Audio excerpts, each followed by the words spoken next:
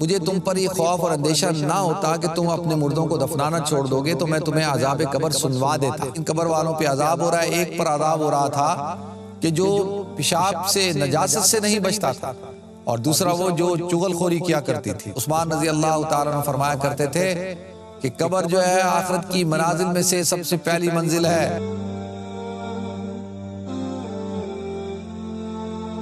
اللہ تعالیٰ قرآن پاک میں ارشاد فرماتے ہیں تبارک الذی بیدہ الملک وہو علی کل شیء قدیر الذی خلق الموت والحیات لیبلوکم ایکم احسن عملا۔ اللہ کہتے ہیں ہم نے موت اور حیات کو پیدا کیا ہے تاکہ ہم دیکھیں کہ تم میں سے کون بہترین عمل کر کے آتا ہے۔ تو لہذا اللہ تعالیٰ نے اس دنیا کے اندر انسان کو بھیجا ہے، ایک مخصوص مدت کے لیے بھیجا ہے، اور ہر انسان اس مدت کو پورا کر کے اس کا آخرت کا سفر شروع ہوگا۔ اور اس سے ایک بات پتہ چلتی ہے کہ دنیا کا جو سفر ہے یا دنیا کا جو قیام ہے یہ ایک مختصر سا قیام ہے، اور اس کی مدت 50 60 سال 70 سال۔ بڑے خوش نصیب ہیں وہ لوگ جو 70 سال سے پلس ہیں اور جو ابھی بھی اللہ تعالیٰ نے ان کو صحت عطا کی ہوئی ہے، تو بڑی خوش نصیبی کی بات ہے، کیونکہ آج کل تو ایسی بیماریاں آ چکی ہیں کہ انسان 50 بھی کراس کر جائے تو بڑی بات ہے۔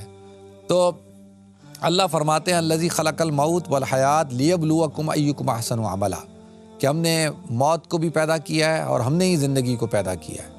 یہ جو اللہ تعالیٰ نے پورا جو نظام بنایا ہے ناظرین، یہ دنیا کا جو نظام ہے، یہ سارا کا سارا نظام اللہ تعالیٰ نے اس لیے بنایا تاکہ اللہ تعالیٰ آزمائیں مجھے اور آپ کو، ہم کو، کہ ہم کیسی زندگی گزار کے آتے ہیں، ہم اللہ کو ناراض کر کے جاتے ہیں یا اللہ کو راضی کر کے جاتے ہیں۔ قرآن پاک میں اللہ تعالیٰ نے ارشاد فرمایا قد افلح من تزکا وذکر اسم ربہ فصلی، کہ کامیاب ہو گیا وہ شخص جس نے اپنا تزکیہ کیا اور جس نے اللہ کا ذکر کیا، جس نے نماز پڑھی۔ لیکن اللہ فرماتے ہیں قد افلح من تزکا وذکر اسم ربہ فصلی بل تؤثرون الحیات الدنیا، بلکہ تم لوگ کیا کرتے ہو، دنیا کی زندگی کو جو ہے وہ ترجیح دیتے ہو۔ تمہارے نزدیک دنیا کی زندگی جو ہے اس کی اہمیت زیادہ ہے، لیکن اللہ فرماتے ہیں والآخرۃ خیر وابقیٰ، آخرت جو ہے وہ بہتر بھی ہے اور قائم رہنے والی بھی ہے۔ تو ناظرین اللہ تعالیٰ نے دنیا کو بنایا ہے ٹرانزٹ کا۔ یہ جب ہم ٹریول کر رہے ہوتے ہیں نا، تو کسی ایئرپورٹ پہ ہمارا ٹرانزٹ ہوتا ہے، کبھی دبئی میں ہوتا ہے، کبھی ابوظہبی میں ہوتا ہے، کبھی استنبول میں ہوتا ہے، کبھی کسی اور ایئرپورٹ کے اوپر ہوتا ہے، تو وہ ٹرانزٹ ہوتا ہے۔ لیکن اصل منزل ہماری وہ ہوتی ہے جہاں ہم نے پہنچنا ہوتا ہے، تو لہٰذا دنیا جو ہے وہ ٹرانزٹ ہے۔ اللہ تعالیٰ نے عالم ارواح سے ہم سب کو یہاں بھیجا، عالم ارواح میں تھے، عالم ارواح سے یہاں پہ آئے، اور یہاں پر اب ایک کچھ وقت گزار کے یہ عالم دنیا ہے، پھر عالم آخرت کا سفر شروع ہوگا۔ اور عالم آخرت کے 3 حصے ہیں۔ سب سے پہلا قبر، کہ عالم آخرت کی پہلی منزل جو ہے وہ قبر ہے، قبر کی زندگی ہے۔ اب قبر کی زندگی، قبر کے اندر جو سوال جواب ہونے ہیں اور قبر کے اندر جو معاملات شروع ہونے ہیں، وہ انسان کے یہ جو دنیا کے جو اعمال ہیں، دنیا کی جو زندگی ہے، اس کے اوپر دار و مدار ہے۔ دنیا مزرعۃ الآخرہ، کہ دنیا جو ہے وہ آخرت کی جو ہے وہ کھیتی ہے۔ کیا مطلب؟ کہ انسان یہاں بوتا ہے اور وہاں پہ کاٹتا ہے۔ دنیا کاٹنے کی جگہ نہیں ہے، دنیا بونے کی جگہ ہے، بیج لگانے کی جگہ ہے، ہل چلانے کی جگہ ہے، کھیتی باڑی کرنے کی جگہ ہے۔ لیکن کاٹنے کی، جب زراعت تیار ہو جائے گی، کاشتکاری تیار ہو جائے گی، اس کے کاٹنے کی جگہ آخرت ہے۔ اور اللہ فرماتے والآخرۃ خیر وابقیٰ، کہ آخرت جو ہے وہ بہتر بھی ہے اور قائم رہنے والی بھی ہے۔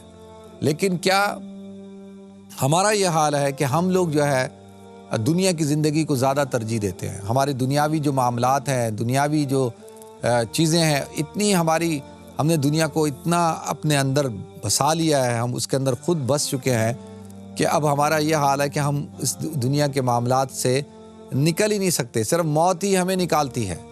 تو لہذا آخرت کے اندر اگر ہم کامیابی چاہتے ہیں تو ہمیں ناظرین دنیا کو بہتر کرنا ہوگا۔ اور آخرت کی سب سے پہلی منزل کون سی ہے؟ وہ قبر ہے۔ قبر کے بارے میں آتا ہے کہ القبر روضۃ من ریاض الجنہ وحفرۃ من حفرۃ النار، کہ قبر جنت کے باغوں میں سے ایک باغ ہے یا جہنم کے گھڑوں میں سے ایک گھڑا ہے۔ اللہ کے رسول صلی اللہ علیہ وسلم گزر رہے تھے تو آپ نے دیکھا کہ دو قبر والوں پہ عذاب ہو رہا ہے، اور آپ نے فوراً ایک ٹہنی توڑی اور ان کو اس قبر والوں پہ لگایا، اور اس کا مقصد یہ تھا کہ وہ اللہ کا ذکر کریں گے، ان ذکر سے اللہ ان کے عذاب کو کم کرے گا۔ تو حضور اکرم صلی اللہ علیہ وسلم نے ارشاد فرمایا اگر مجھے تم پر یہ خوف اور اندیشہ نہ ہوتا کہ تم اپنے مردوں کو دفنانا چھوڑ دو گے تو میں تمہیں عذاب قبر سنوا دیتا. یعنی دکھانا تو دور کی بات، اگر ہم سن لیتے تو ہم اپنے مردوں کو دفنانا چھوڑ دیتے، لیکن اللہ کے رسول صلی اللہ علیہ وسلم کو یہ اندیشہ تھا کہ تم اپنے مردوں کو دفنانا چھوڑ دو گے. تو یہ امور غیوبات میں سے ہے.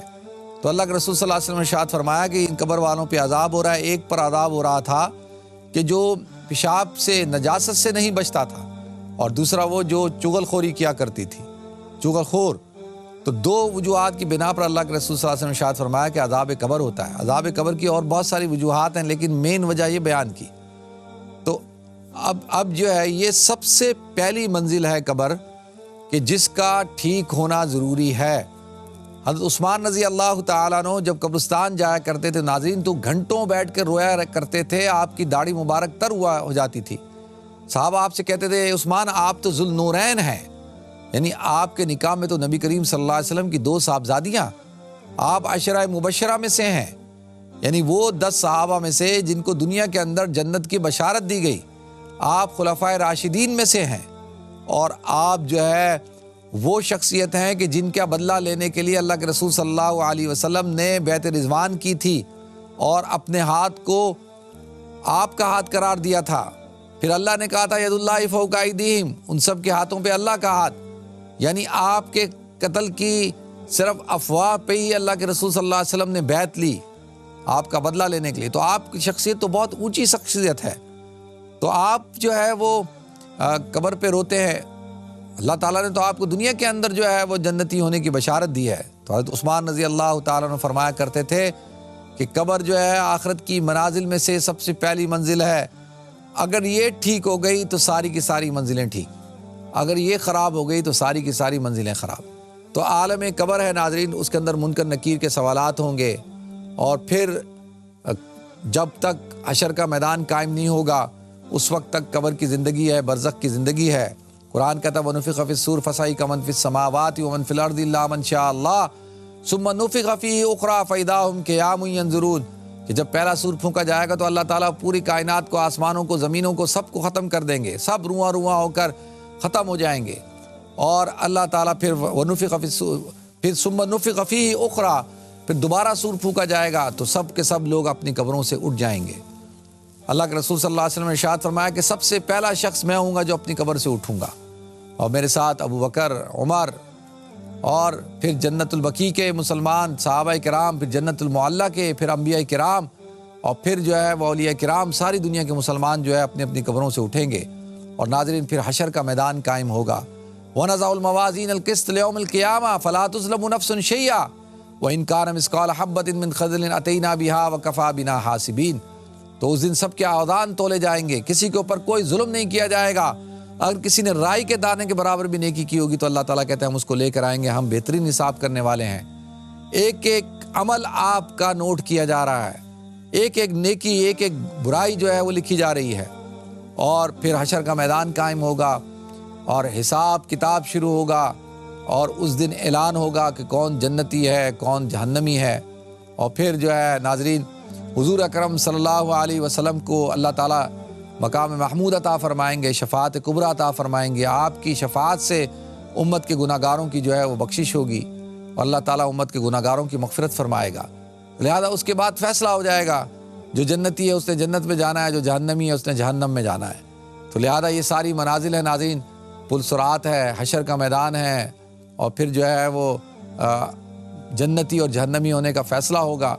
تو اللہ تعالیٰ مجھے اور آپ کو، ہم سب کو ایسی زندگی گزارنے کی توفیق عطا فرمائے جو ناظرین کامیابی والی زندگی ہو،